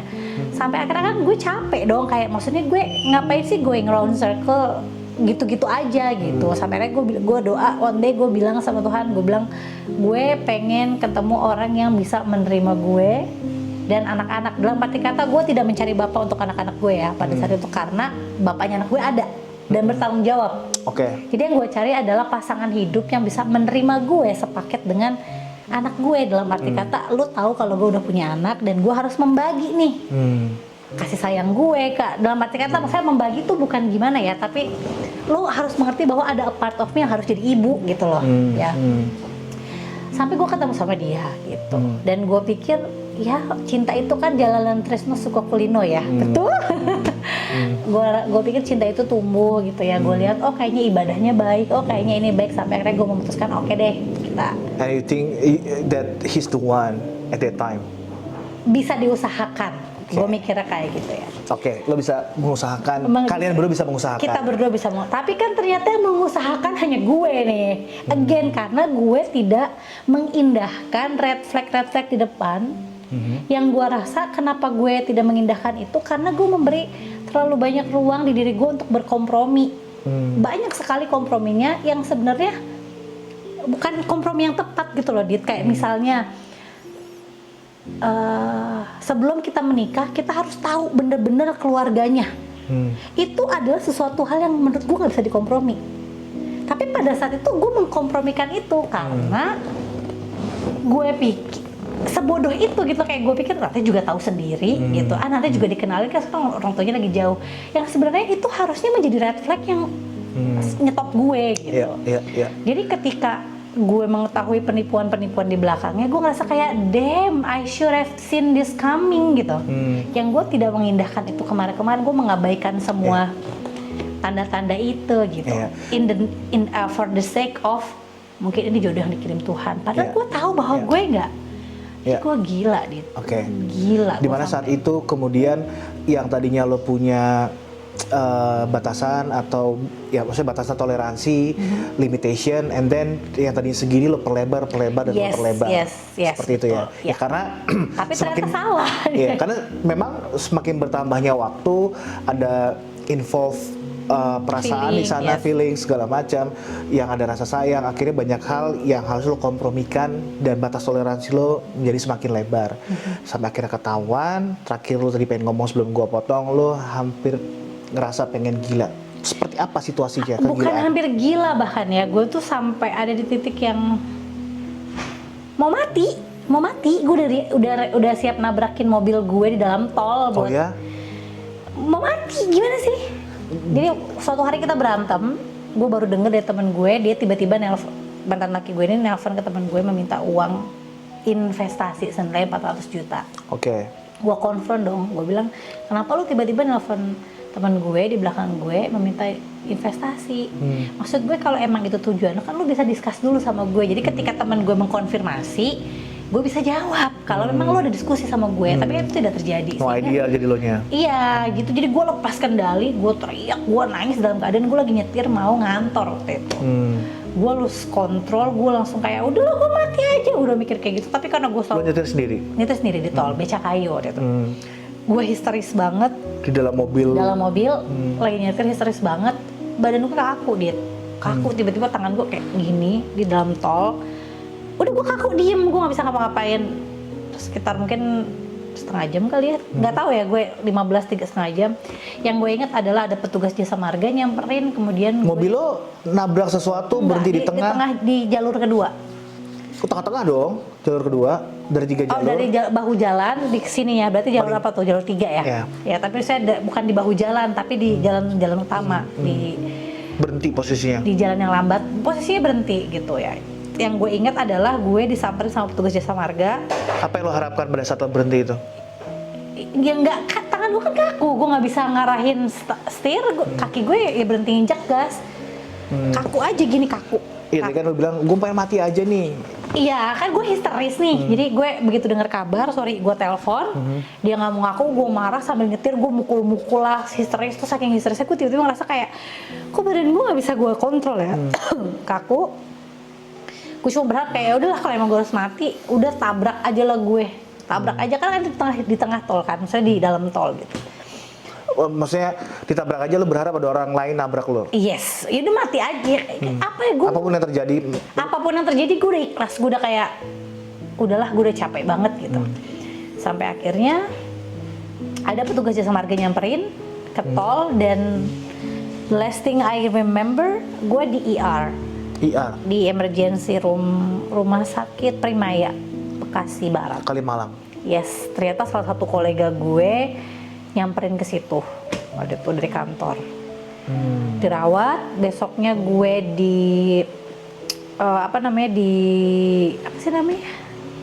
diarahkan untuk ketemu dengan psikiater. Kemudian gue konsul, hasilnya pada saat itu adalah depresi berat dengan rekomendasi untuk melakukan perawatan di bangsal psikiatri di Rumah Sakit Jiwa Klender. Wow. Selama 2 minggu. Cuma honestly sih memang gue nggak bisa ambil ya, karena pada saat itu kan gue harus mikirin kalau gue dirawat di Rumah Sakit Jiwa, gue ada 3 anak nih di rumah, siapa yang mau ngurus kan, gak ada bapaknya gitu. Gue juga udah gak ada orang tua, ibu bapak udah gak ada, jadi gue putusin gue mau dirawat berjalan aja. Kemudian diresepin pada saat itu obat kayak semacam antidepresan gitu. Cuma dosisnya gede banget, diet. Gue nggak sanggup, gue nggak bisa berfungsi dengan baik kalau gue minum itu tuh. Apa yang terjadi? Pelangap-pelongo, gue nggak bisa diajak ngomong. Obat itu dosisnya tinggi banget, jadi kalau misalnya gue minum, kayak orang bego, gimana sih, gue bengong. Tapi lu misalnya contohnya saat ini lo sedang minum obat itu, gue udah nggak minum obat. Misalnya lo saat itu lo sedang minum obat itu, gue ngajakin lo ngomong, lo mendengar gue dengan baik. Gue mendengar, memahami dengan baik, cuma untuk ngebalesnya gue nggak punya tenaga, gue cuma ngeliatin, oke, gitu. Jalan, ketika gue jalan ke kantor, tapi gue ngerasa ngelayang gitu, gue kayak nggak napak bumi.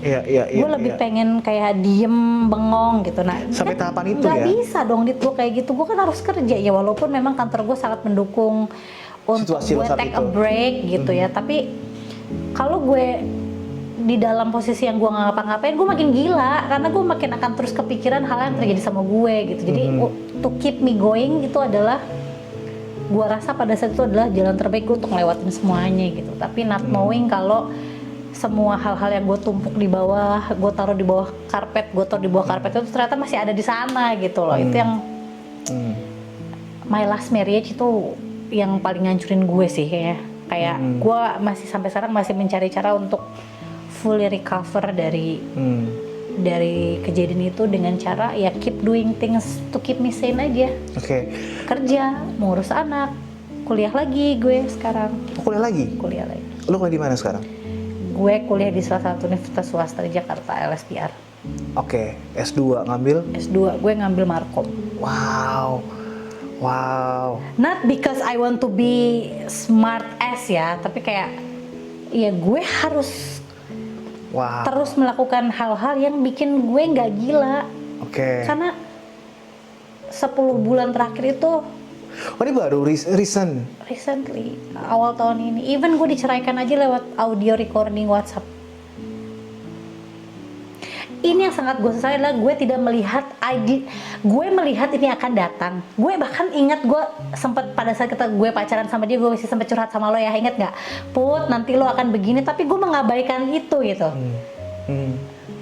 Wow. Ada hal-hal yang gue ketahui lebih awal yang harusnya ketika gue bisa bertindak nggak akan go this far, tapi gue mengabaikan itu. Okay. Ada kecurigaan, jangan-jangan dia sudah berumah tangga, jangan-jangan ini, jangan-jangan, tapi gue abaikan. Nah akhirnya berakibat ketika udah nggak ketolong lagi, terjadilah ini gitu. Kan kalau kita ngomongin tentang 5 steps of grief itu dari denial, anger, terus yang ketiga tuh bargaining, terus depression sampai level acceptance. Dari 5 step ini, saat ini lo ada di tahapan mana? 4 mau ke 5 kali ya.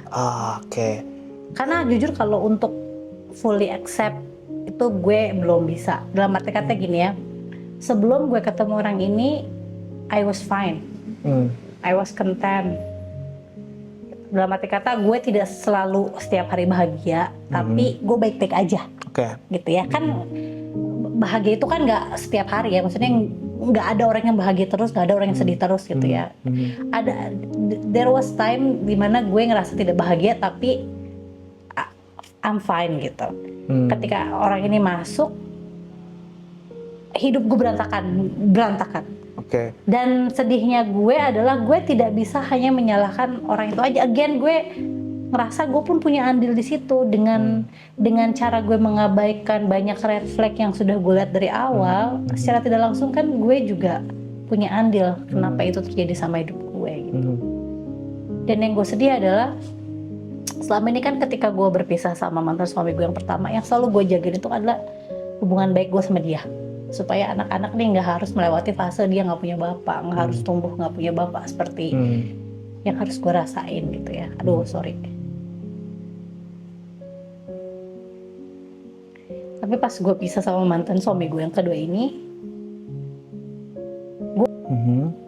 karena honestly gue masih belum bisa fully accept the situation. Maksudnya kadang gue masih marah, kadang gue masih kayak damn gitu, kenapa gue harus ada di sini sih gitu, what did I do, what did I done wrong gitu. Kayak even gue tuh pernah masih marah loh sama Tuhan, kayak gue masih marah sama Tuhan, sama Allah, kayak gue berdoa nih, gue minta jodoh yang baik gitu, tapi lo ngasih manusia yang kayak gini, berarti kan lo yang bikin gue di situasi kayak gini gitu. Itu tuh kadang masih gue rasain gitu, walaupun setengah mati gue mencoba melawannya ya, maksudnya gue mencoba kayak no, mungkin ada hikmah di balik, tapi gue nggak ngerti kayak apa hikmah di balik lo bikin hamba lo yang dengan tulus berdoa minta jodoh yang baik, dikasih jodoh yang gak baik, terus bikin gue jadi janda lagi gitu. Kayak apa salah gue, kenapa gue harus kayak giniin gitu. Lo marah sama? Gue marah, bahkan gue tidak menyangka kayak gue masih sedih gitu, kayak ngomongin hal kayak kadang kalau ngebahas orang ini gue masih suka sedih. Ada beberapa kali gue nonton film di Netflix judulnya bed surgeon, tentang dokter lah di Eropa yang mengaku-ngaku bahwa dia bisa mengobati kanker trakea gitu ya. Ternyata itu bohong dan dia punya kehidupan ganda. Selesai nonton film itu gue nangis, gue nangis, gue kayak relate ya. gue bisa relate, bukan dengan dokternya ya, tapi dengan Situasinya. kehidupan ganda yang dia hidupi. Ternyata dan itu kan based on true story ya, maksudnya itu Wow. memang dokumenter gitu, bukan series biasa. Jadi gue kayak ternyata gue belum menerima itu gitu. 10 bulan ini yang gue coba lewatin hari demi hari untuk gue baik-baik aja, ternyata gue masih suka tidak baik-baik aja gitu. Masih marah, kadang masih sedih, masih suka datang tiba-tiba kalau malam. Ini kenapa gue memutuskan untuk kuliah lagi, Dit, salah satunya. Karena sampai dengan di bulan Juli Agustus itu siang gue udah capek nih, malam sampai udah capek nih seharian ya, nggak ada tuh pikiran-pikiran gue buat mikirin kegagalan rumah tangga gue atau sexual molestation yang gue alami waktu kecil, nggak ada tuh kesempatan gue mikirin itu. Tapi begitu pulang ke rumah, River udah tidur jam 9, jam 10, gue masih bisa nyalain Netflix, bengong nonton, misalnya gue mencoba nonton, tapi gue bengong kayak Saat lo udah sendirian ya? saat gue udah sendirian gitu. Bener yang lu bilang, kadang suara-suara itu tuh datang pas emang kita sendirian, pas udah nggak sibuk sama dunia yang kita kejar gitu ya. Gue suka ya, Tuhan kenapa gue sih gitu loh, yang gue minta kan gue bukan minta gue kaya gitu ya, gue bukan minta gue punya karir yang bagus, tapi gue cuma minta kayak gue pengen bahagia, gue pengen punya keluarga yang utuh, gue pengen hidup normal seperti orang-orang disayang, seperti perempuan lain, dicintai, disayangi, ada yang ngelindungin gitu ya. Capek loh, Dit, bertahun-tahun gue jadi janda. Kasarnya nih, ganti bohlam lampu yang merusak aja gue ganti sendiri gitu. Misalnya kan kalau ada laki-laki bukan berarti gue mencari suami untuk gantiin bohlam lampu, tapi kan ketika kid gue pusing, ya sayang bohlam lampunya putus, ada nih orang yang bisa gue ceritain gitu loh. Even ketika gue menikah lagi pun gue tidak punya itu gitu. Kayaknya gue yang bikin gue sedih dan nangis tuh kayak, Tuhan kenapa sih gitu loh. Gue udah kerja nih dari gue kelas 2 SMA, gue udah ngehidupin keluarga gue nih, gue udah jadi janda dari umur gue muda nih. Gue tidak pernah bersenang-senang hanya untuk diri gue sendiri, tapi kenapa ketika gue mendoakan sesuatu yang baik pun, yang gue tidak mau berzinah, yang gue pengen berkeluarga dengan baik, gue masih harus dicoba gitu loh. Jadi itu yang sih yang bikin gue marah. Dan lo mulai mempertanyakan, ini mau sampai kapan? Ini mau sampai kapan? Every time, every night, all night, setiap hari gue menangis, setiap kali gue kayak bagaimana gue membawa diri gitu ya. Kadang ketika gue mencoba open up sama orang, oh anaknya 3, ya yang paling kecil gue jawab misalnya 1,5 tahun, oh cerainya baru dong gitu. Ketika gue jelasin, oh iya yang ini nikahnya memang cuma sebentar, oh 2 kali, wah doyan amat nikah. Oh iya? Itu such a slap on my face gitu ya, karena kan gue tidak punya privilege untuk menjelaskan ke semua orang kenapa ini terjadi di hidup gue kan. Dan nggak perlu juga. Iya, cuma kan orang kadang-kadang very quick to judge gitu. Oh dia janda 2 kali karena dia nggak bener, karena perempuan ini, oh karena tatoan, oh karena ini gitu. Dan gue kan nggak punya waktu juga untuk ngejelasin ke semua orang. Jadi Iya, betul. it hurts me the most. Karena gue ternyata marah banget sama Tuhan gue marah kayak, kenapa, why you put me in the same situation, in the same shit gitu. Dan dengan segala kesedihannya ya? Dengan segala kesedihan, gue mencoba sih dia untuk nggak sedih, maksudnya kan gue mulai kuliah lagi September ya, jadi dengan lo kuliah, lo ada kesibukan ada baru, kesibukan, ada pengalihan yang baru. Iya, karena kan kuliah gue itu kan memang buat karyawan ya, jadi kan maksudnya mereka memberikan tugas yang memang selayaknya bisa dikerjakan setelah jam kerja gue berakhir, which is gue kerjain tuh kalau malam sebelum gue tidur. Biasanya gue pulang kerja, anak-anak udah tidur, yang biasanya gue nonton Netflix, sekarang gue ngerjain tugas. Jadi yang tadinya gue punya waktu nih untuk mendengarkan suara-suara di kepala gue yang menyuruh gue tetap marah, menyuruh gue tetap mempertanyakan situasi ini, menyuruh gue untuk tetap marah sama Tuhan. Sekarang suara-suara ini berkurang. Karena setelah lo ngerjain tugas, lo capek, Iya. Jadi itu sebenarnya adalah salah satu cara gue untuk mengalihkan kemarahan, kesedihan gue untuk gue pengen ngantuk aja. Gue pengen nyari ngantuk gitu. Karena tapi lo tahu kan kalau ini semua nggak akan selesai kalau lo belum ada di level acceptance. Iya, nggak 1-2 orang sih sebenarnya yang maksudnya, seingat gue punya kolega yang baik, keluarga juga alhamdulillah, kayak adik gue dia checking on me kayak once, twice a week. Dia nanya, are you okay, are you happy gitu. Dan jeleknya gue kadang masih suka bohong ya ke adik gue kayak, gue baik-baik aja gitu. Nah, maksudnya mereka juga menasihati kalau lu nggak ngerasa baik-baik aja, please seek professional help gitu. Beberapa kali memang jujur gue coba untuk gue dikasih fasilitas kan dari kantor kayak gue bisa ketemu psikolog for free gitu ya. Cuma memang gue mengurungkan niat gue karena gue masih takut kalau gue ketemu psikolog gue harus menceritakan, gue harus menghidupi lagi trauma gue harus menceritakan lagi secara detail. Kalau di sini kan gue nggak perlu, ya gue cerita sama lo, tapi memang gue nggak detail ya, ada hal-hal yang ada yang gue potong lah ya. Selain durasi memang karena gue juga mungkin terlalu berat lah untuk gue ceritain semuanya. Tapi kan kalau bisa sampai psikolog kan gue harus menceritakan supaya dia bisa tahu akar problem kehidupan gue tuh apa. Nah itu yang gue belum siap. Gue harus menceritakan in detail. Mungkin gue harus menceritakan apa yang gue rasain setiap saat. Gue nggak tahu cara mulai cerita dari mana karena gue aja ceritanya masih nggak tahu nih, kayak masih berantakan. Marahnya masih ada, sedihnya masih ada. Tapi mencoba menerimanya udah ada juga gitu. Mencoba baik-baiknya ada. Tapi nanti gue tertrigger sedikit gue bisa marah lagi. Jadi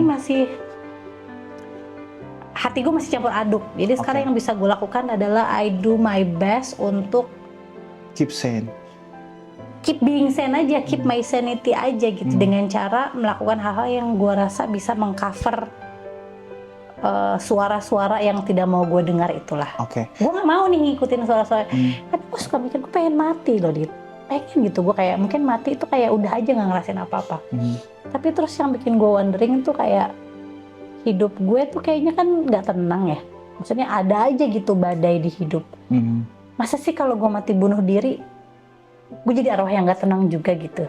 Berarti gue dari hidup sampai mati nggak ada tenang-tenangnya dong. Ya, itu sih kadang-kadang yang mengurungkan niat gue bunuh diri. Kayak kalaupun gue mati, gue pengen punya kesempatan kayak gue ngumpul sama keluarga gue lagi gitu one day ya, ketika kan kita percaya hari akhir gitu ya. Kalau gue bunuh diri, gue nggak punya chance itu dong buat kumpul dia sama anak-anak gue. Terus gue jadi arwah gentayangan yang penasaran selamanya. Masa gue kayak I don't wanna die in a misery gitu. Kayak that's the only thing that keep me alive. Dan ya dan ya River juga ya, maksudnya kan kalau nggak ada gue, dia mau sama siapa, dia nggak ada bapaknya, jadi tetap pikirin anak-anak juga. Iya. Mungkin kalau cuma Andrea sama Beben, keinginan untuk bunuh diri itu bisa lebih besar, karena gue tahu ketika gue nggak ada, mantan suami gue si EJ dia akan step up, dia akan do his best untuk taking care of anak-anak. Tapi semenjak gue ada River dan gue tahu dia nggak punya siapa-siapa selain gue, bukan berarti gue tidak khawatir akan Ben sama Andrea ya, tapi Ben sama Andrea ini ada bapaknya gitu. Jadi walaupun gue nggak ada yang akan take care mereka dan sayangnya 100% seperti gue. Tapi kalau River nggak ada gue, ya udah dia nggak punya siapa-siapa. Gitu. Jadi itu yang menjaga kaki gue tetap di tanah, menjaga otak gue yang sudah gila ini tetap waras, menjaga supaya kayak ketika gue kayak nggak pengen ngapa-ngapain, gue harus ngapa-ngapain. Kalau nggak, kalau gue nggak ngapa-ngapain, gue nggak berfungsi, gue nggak bekerja, dan gue nggak bisa make money, dan gue nggak bisa provide. Nah, bukan luxurious life ya, tapi gue nggak bisa provide basic life for them. Itu yang harus gue tetap jaga. Gitu. There is several things that I need to respond. The first one about gini. Jadi bulan Oktober lalu, gue itu secara random ikut sebuah kelas yang teman-teman gue pada ketawa. Gue ikut kelas acting. Oh, yang gue pikir mau menggantikan Nicholas Saputra itu. Minder Nicholas Saputra acting, lo gila sih. Nah, jadi acting coach gue ini dia orangnya keren banget, namanya Mas Rukman Rosadi. Yang kemudian membuka banyak cakrawala gua tentang dunia acting, tapi ternyata ikut kelas actingnya Mas Rosa ini, Mas Rukman Rosadi kemudian disebut sebagai Rosa ini adalah selama 1 bulan full, Senin sampai hari Jumat, full selama 1 bulan.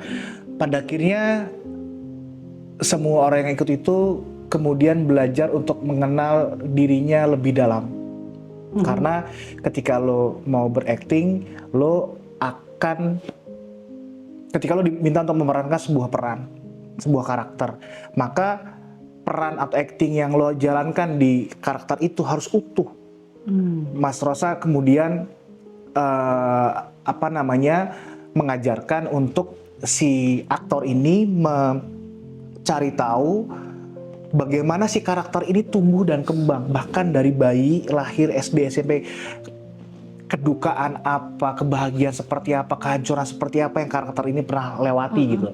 Yang kemudian menjadi relate terkait dengan bagaimana hidup gue dari dulu kecil sampai dengan hari ini. Karena ketika sebuah aktor tidak menemukan satu karakter secara utuh, maka dia tidak akan cukup baik untuk memainkan dan memerankannya. Nah, salah satu hal yang mungkin relate sama cerita lo itu adalah gini, karena gini, sebelumnya terkait dengan agama, bagaimana lo kemudian marah sama Allah, Tuhan dan sebagainya, gua kurang punya capability untuk merespon hal itu, karena gue juga masih mencoba untuk belajar dan mendekatkan diri, jadi gue nggak punya, the best advice for this matter. Tapi gini, gue mau nanya sama lo, kalau misalnya anggaplah lo seorang aktor, lo diminta untuk memerankan sebuah adegan atau situasi di mana lo harus menangis, apa yang akan lo lakukan untuk membuat lo menangis? Gue akan memikirkan kejadian yang paling bikin gue sedih pasti. Untuk membuat lo menangis? Kehilangan nyokap gue, atau ketika gue find out suami gue ternyata suami orang, mungkin gue kehancuran lo itu ya? Iya, kehancuran gue itu mungkin gue akan memikirkan hal. Karena itu yang paling, atau mungkin ketika gue dilecehkan, ketika gue masih anak-anak, ya gue akan memikirkan hal itu untuk bikin gue marah, nangis dan marah. Ya, tapi ternyata itu salah. Oh iya. Cara itu salah, nggak boleh. Jadi yang benar. Jadi ya itu, lo harus menemukan ketika lo menangis di sebuah adegan, itu memang lo menangis gara-gara situasi itu. Jadi lo tidak boleh membawa masa lalu lo, kesedihan-kesedihan dalam hidup lo itu untuk memerankan sebuah situasi. Alasannya kenapa? Pertama, itu akan membangkitkan luka batin lo dan lo nggak tahu akan bereaksi seperti apa. Kalau kemudian lo tidak bisa handle those kind of emotions, then the shooting period will be very long, karena akan terganggu, menunggu lumutnya baik lagi segala macam. Itu yang pertama. Yang kedua, kalau lo mengingat suatu kejadian yang sangat menyedihkan dalam hidup lo untuk memerankan sebuah adegan di sebuah film, itu hanya akan berlaku di 3 atau 4 film. Selanjutnya akan terbiasa. Yes. Di film kelima lo diminta untuk menangis lagi, hati lo udah kapalan nih. Iya. Lo udah nggak ada rasa sedih lagi, kayak lo, otak lo udah mulai nggak menyatu sama hati lo. Karena ketika lo menangis kan hati lo yang ngomong, otak lo, ayo dong nangis dong, udah nggak bisa. Oh iya. Karena udah keseringan dipakai lah ya, diolah. Exactly.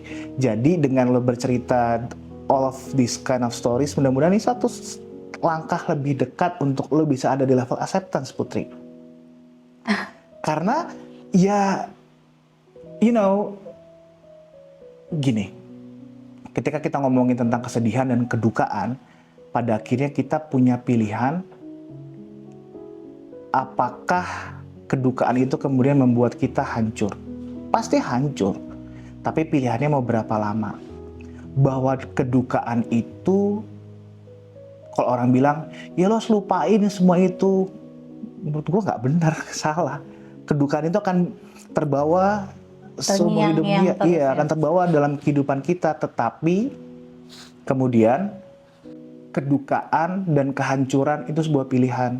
Bahwa kedukaan itu pasti ada, tapi kalau lo and then we moving on dan meninggalkan kehancuran itu, it will be so much easier gitu. Jadi ketika lo hancur, itu sebuah pilihan. Situasi lo saat ini, I'm really happy to hear that. Kalau lo sudah di tahapan mencoba untuk ke level acceptance, hopefully it will be not relapse, kembali ke tahapan awal lagi. Karena gini, gua sampai dengan saat ini juga sedang belajar untuk mendekatkan diri gue sama agama. Gue tidak menganjurkan lo untuk lo harus dekat sama agama. Gue yakin orang-orang di sekitar lo. I heard that way too many times. Yes. Like everyone around me says the same thing. Ya. Lari ke Allah, berdoa. Tapi semakin mereka nyuruh gue lari ke agama, gue semakin marah. Oke. Karena kayak yang bikin gue begini tuh Tuhan.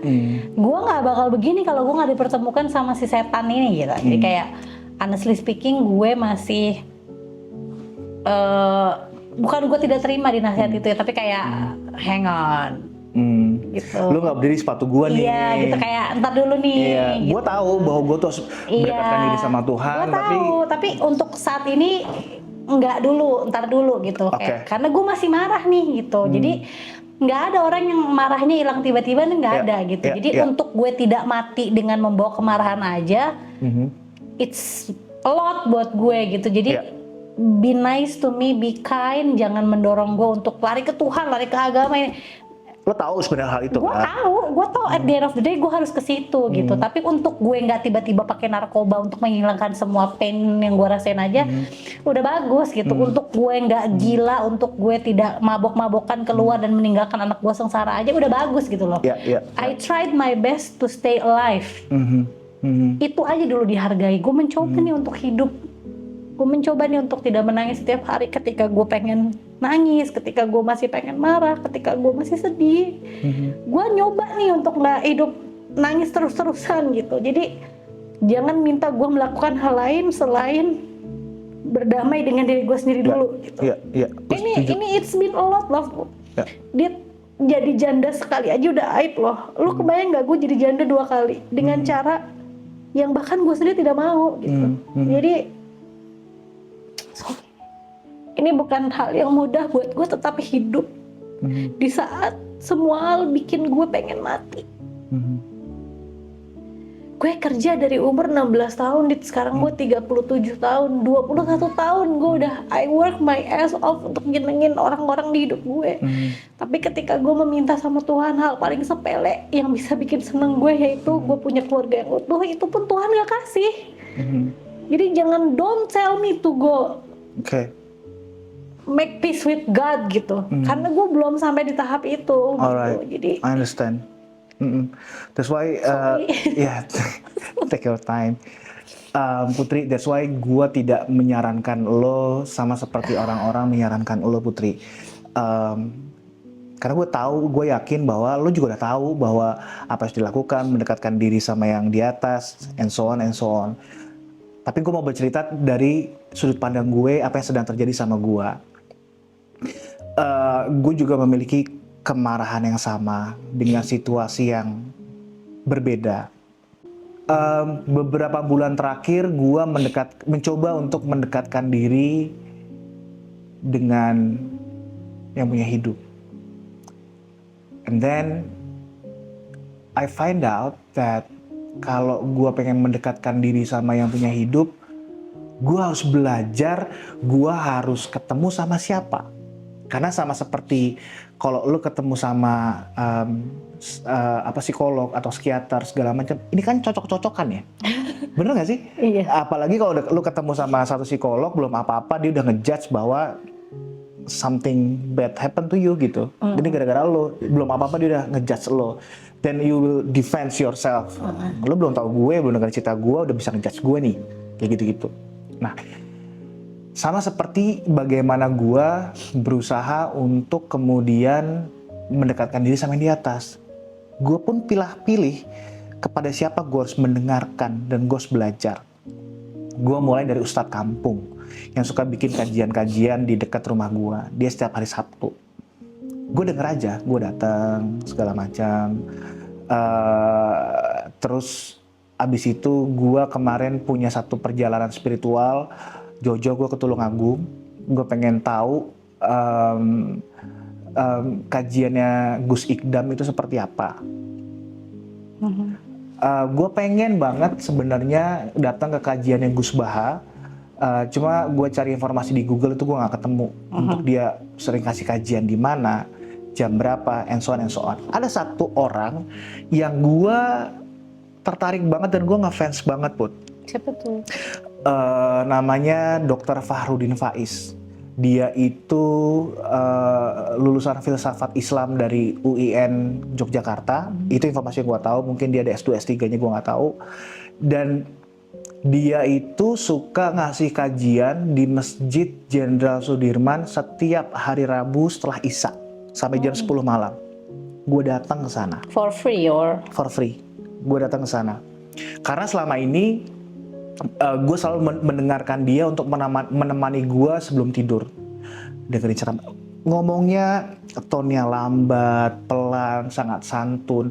Dan yang dibahas itu tidak berat untuk agama. Karena gue kayak di situasi ini gue belum pengen denger kajian yang agama banget, yang berat banget nih. Kan kadang kita juga bisa memilih porsi yang seperti apa nih. Yang cocok sama. Yang cocok buat gue nih, ya kan? Dia kajiannya itu namanya adalah ngaji filsafat. Jadi dia ngomongin tentang filsafat dunia, yang kemudian dikaitkan dengan kajian Islam secara keseluruhan, kayak gitu-gitu. Nah, mungkin Tara juga bisa dengarkan one day, buat nemenin lo tidur aja. Lo gak usah dengerin, maksud gue buat lo tidur, lo setel aja, lo tinggal tidur. Iya, sampai ketiduran lah kasarnya. Sampai ketiduran iya. gitu. Dr. Fahrudin Faiz. Ada satu topik share ya terlinknya. Ada satu topik dia yang sangat menarik itu, yang mungkin agak sedikit relate sama situasi lo saat ini, adalah dia ngebahas tentang yang namanya 7 Cosmic Law. 7 hukum ketetapan alam. Ini pernah dibahas sama William Walter Atkinson. Dia seseorang dari dunia barat yang ngebahas tentang 7 Cosmic Law. Ada 7. Yang pertama itu ngomongin tentang Law of Vibration, atau bagaimana getaran energi yang dipancarkan oleh tubuh kita bisa mempengaruhi sekitar. Kayak gitu. Apapun itu getarannya ya, baik itu positif ataupun negatif. Sederhananya kayak misalnya ketika lo ketemu sama satu orang yang mungkin di kantor, mungkin di mana, teman-teman lo, dia lagi happy banget, ketawa, bahagia sekali. Ketika lo ketemu sama dia yang, "Hai Putri, lo apa kabar? Gimana kehidupan lo?" segala macam. Lo tau nggak, gue bisa kayak gini. Gue memancarkan energi yang besar banget kepada lo. And then lo kan ikut happy kan? Iya, kind of. Iya, sedikit banyak pasti ya, terpapar. Kebawa lah. Seenggaknya lo ketawa, lo senyum, lo senang mendengarkan excitementnya dari ceritanya dia, and so on. Termasuk kesedihan, termasuk pikiran. Dari sepanjang cerita tadi yang lo sampaikan, ada banyak banget getaran-getaran yang menurut gue dari lo ada yang bisa diimprove. Termasuk misalnya contohnya terkait dengan bagaimana you prove yourself to be pleased your partner, bahwa lo selalu merasa tidak pernah cukup gitu. Gue kurang cantik, gue kurang seksi, gue kurang ini, gue kurang itu, aduh gue kurang ini. That's the vibration, Putri. That's the energy yang terpancar dari lo. Gue ngerasa kurang terus ya. Iya, itu energinya. Jadi energi lo kayak itu kekurangan segala macam. Terus kemudian another vibration tentang gue selama ini selalu mendapatkan pasangan yang gue inginkan, walaupun kadang juga nggak cocok. Gue pengen mendapatkan pasangan yang gue butuhkan. Gue selalu ketemu sama laki-laki yang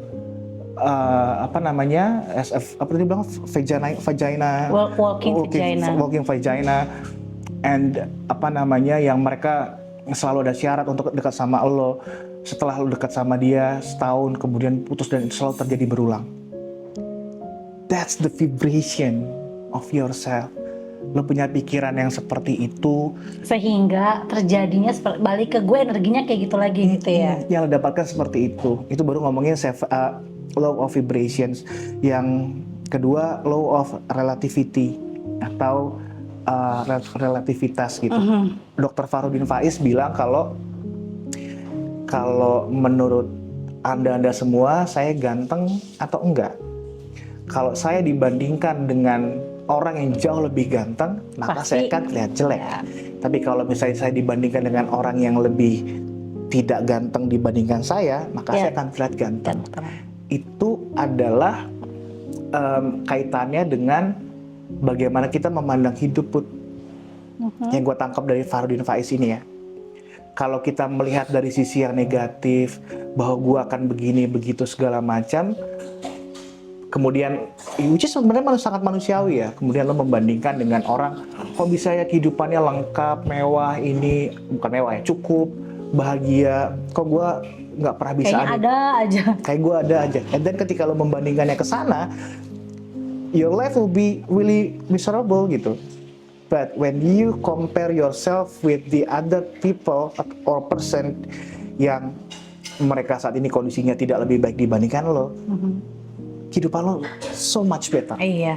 Karena Putri, sadar atau enggak, ada banyak banget orang di luar sana yang pengen punya kehidupan seperti lo saat ini. Oh please, boleh silakan. Santai. Iya, maksudnya gini.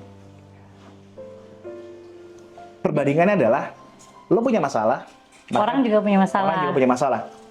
Mungkin lebih ringan dibandingkan lo, sama beratnya atau lebih berat dibandingkan lo. Yang menarik adalah sama-sama punya masalah yang sangat berat, tapi lo saat ini cukup secara ekonomi. Cukup apa? Cukup secara ekonomi dibandingkan dia. Iya.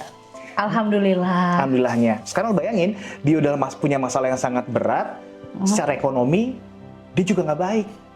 Kehidupannya dia tidur sehari-hari di kontrakan mungkin 2,5 kali 2,5 meter. Kamar mandinya campur sama orang-orang umum. Dia harus kerja di pabrik, anaknya dia pulang sekolah sendirian di rumah, nggak dikasih makan segala macam. Kayak gitu maksud gue. Jadi ketika law of relativity ini kemudian dibandingkan dengan orang yang tidak lebih baik dengan kita, Kita akan bersyukur. exactly. Akan merasa situasi kita saat ini so much better Yeah. compared to other person, Iya. other people gitu Iya. ya. Oke, so Putri, Yes. terkait sama yang tadi gue bilang, law of attraction ini, Tulis. pertama lo tulis in detail apa yang lo mau, apa yang lo cita-citakan, apa yang lo impikan. Setiap satu hal yang lo mau dan lo inginkan lo tulis. Lo bayangkan bahwa lo sudah mendapatkan itu, lo sudah memiliki itu. Jadi nggak cuma nulis doang, lo harus bayangkan satu persatu, lo tulis, selesai lo bayangkan bahwa lo sudah ada di masa itu, sudah ada di situasi yang lo mau itu, dan selanjutnya, setelah itu lupain, and then start to think positively. Jalani hari dengan senyuman. Iya, dan biarkan semesta yang bekerja buat lo. Yang terakhir yang mau gue sampaikan adalah akhir-akhir ini gue belajar satu filsafat ya dari Dr. Fahrudin Faiz juga. Gue belajar satu filsafat yang namanya filsafat stoik atau stoikisme. Oh, stoicism. Stoicism. I heard that many times, tapi gue haven't got a time to read the book. Ya. Go on. So, poin yang gue pelajari dari stoicism itu adalah ketika lo fokus untuk hal-hal yang bisa lo kontrol dan jangan habiskan energi kepada hal-hal yang tidak bisa lo kontrol. Misalnya, contohnya, gue kasih contoh yang lain ya, yang tidak begitu berkaitan sama lo. Misal gini, lo kenal sama satu orang, dia tinggal di luar kota, let's say dia tinggal di Jogja, atau dia tinggal di Semarang, atau dia tinggal di Surabaya deh. Lo berhubungan sama dia, ngobrol, komunikasi, and one day lo janjian untuk lo bisa ketemu sama dia. Lo pergilah ke Surabaya. Ketika lo lagi datang ke kotanya dia, let's say di Surabaya misalnya, ternyata sampai di sana dia hilang, nggak mau nemuin lo, nggak ada kabar juga. How you will respond that? Sounds familiar to me. How will I respond? Ya karena gue sudah usaha nyamperin ke tempat dia, pasti gue marah ya. Maksudnya pasti gue kecewa. Dan ekspresi dari kekecewaan gue mungkin pertama kali gue marah. At least I question him. I ask him like, what the fuck? Kenapa lo gak datang? Gue udah nyamperin lo nih. Gitu. That will probably my first reaction. Marah ya? Kecewa dan marah. Oke. Marah Oke. mostly. Alright. Gua di situasi itu, gue sudah sangat bisa berdamai dengan satu situasi dengan Tidak marah. gue preempting myself first before I go to Surabaya. If I come to Surabaya dan dia tidak mau ketemu sama gue, jadi gue udah menyiapkan hati gue dulu nih. Kalau gue datang dan dia nggak mau ketemu sama gue, oke? Pertanyaannya adalah respon seperti apa yang bisa gue berikan. Nah, yang gue pelajari dari filsafat stoicism ini adalah gue tidak bisa mengontrol bagaimana dia mau atau tidak ketemu sama gue. Gue gak bisa kontrol tuh, tiba-tiba dia hilang. Terserah dia. Ya, keputusannya ada di dia nih. Sesuatu yang tidak bisa gue kontrol. Yang bisa gue kontrol adalah kalau gue udah jauh-jauh sampai sana dan dia tidak mau menemui gue harus gimana? gue punya banyak pilihan. Gue mau marah, gue mau kecewa, atau gue biasa aja, atau gue happy. Dan Ada lo empat memilih? nih. Lo memilih kecewa dan marah. Gue memilih biasa aja dan happy. Oke. Biasa aja in terms of, oh ya udah, gue udah sampai Surabaya, gue bisa jalan-jalan di Surabaya. Gue jalan-jalan, misalnya gue kemudian pergi ke kota sebelah, ke Malang, gue liburan, gue jalan-jalan, explore new things in that cities, dan yang gue bahagia, kan lo kecewa dan marah, gue biasa aja dan bahagia.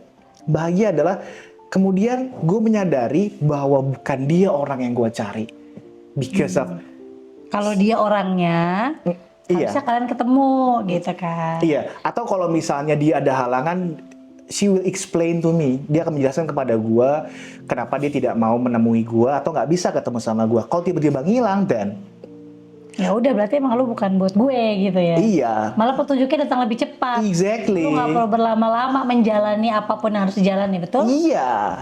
Well, that's gitu. quite interesting way of thinking. Yes. So change your mind, change your focus, then it will be change your life. Jadi kalau fokusnya gue kemudian gue geser dari marah dan kecewa ke biasa aja dan bahagia, dan hidup gue akan baik-baik aja. Jadi gue nggak menghabiskan waktu gue di Surabaya atau di kota sekitar situ dengan gue penuh dengan marah-marah, karena gue udah keluar duit buat kesana. Kenapa gue menghabiskan waktu Untuk gua marah marah-marah? Untuk gue kecewa, untuk gue Lebih baik lu nikmati ya. iya. Karena ini sesuatu yang bisa gue kontrol. Iya. Fair enough.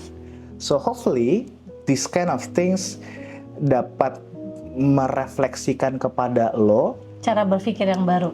yes, the way of thinking kayak gitu. Terima kasih banget Putri udah Sarangnya. udah ketemu dan ngobrol sama gua hari No, the ini. pleasure is mine. Yes, dan mudah-mudahan it takes time, tapi mudah-mudahan lo bisa melewati semuanya ini Amin. untuk diri lo lebih baik ke depannya, dan Amin. terutama untuk anak-anak. Pastinya. Thank you banget Putri. Thank you Radit udah memberikan gue telinga untuk mendengarkan. Thank you sama-sama. Karena itu yang saya butuhkan untuk bercerita dan didengarkan. Terima kasih. Sama-sama Putri. Terima kasih cerita-cerita So, buat- manusia. Teman-teman semuanya, this is the closing. Sometimes we don't want to heal because of pain. It's the only connection that with what we've lost. Terima kasih semuanya. Selamat malam, selamat tidur. Bye-bye. Bye. Aci Radit. Thank you Putri.